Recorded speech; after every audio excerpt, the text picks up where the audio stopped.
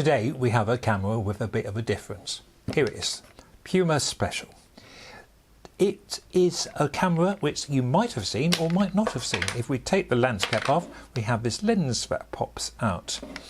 And it's a very sort of Art Deco design.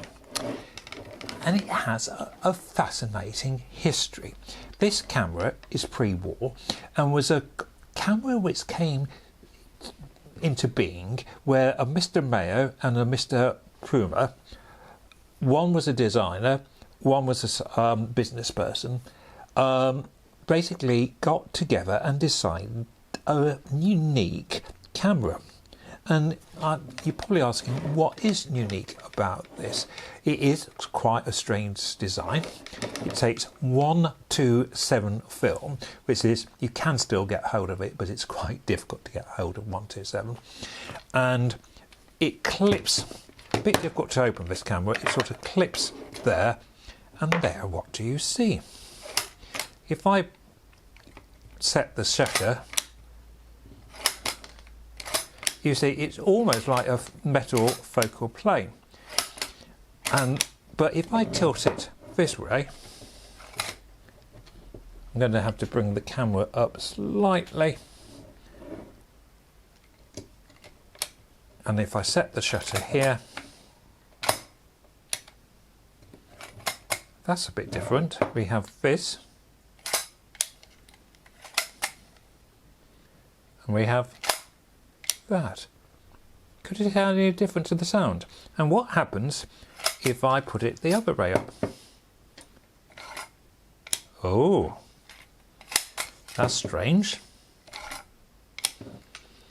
Well, what we've actually got is a gravity camera. It's a camera which has different shutter speeds depending on which way you hold the camera. You have a slow shutter speed this way, a medium shutter speed here, and a fast shutter speed this way.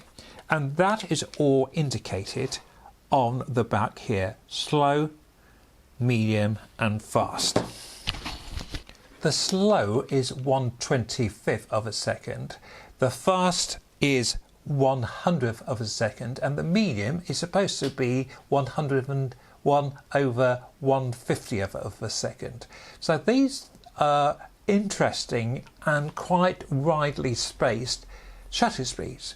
And the idea was that, you know, you could take some sports photography on here, or you could take some more demanding dull light photographs with the slower shutter speed.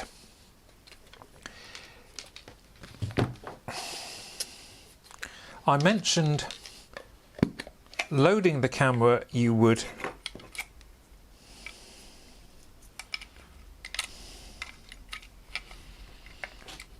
have to move this button up, and that will get in your 1:7 rind on. Film goes in here and across here.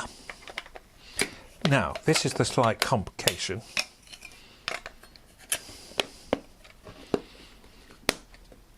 Why do we have two numbers?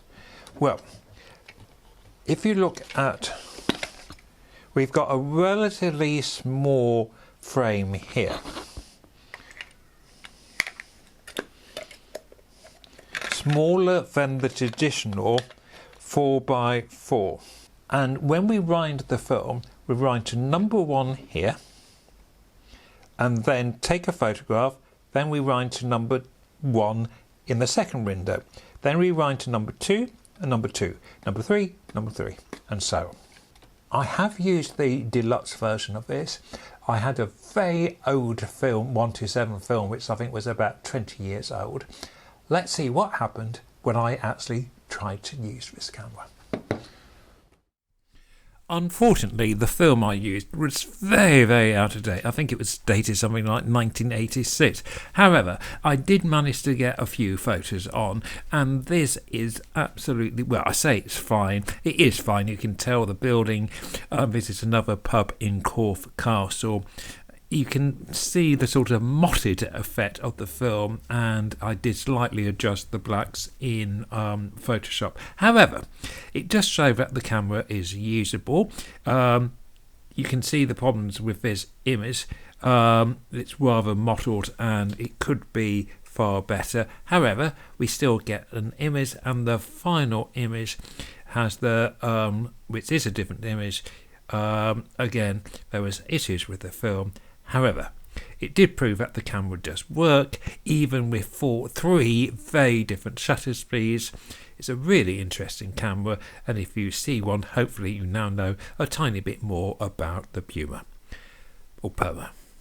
Many thanks. Bye.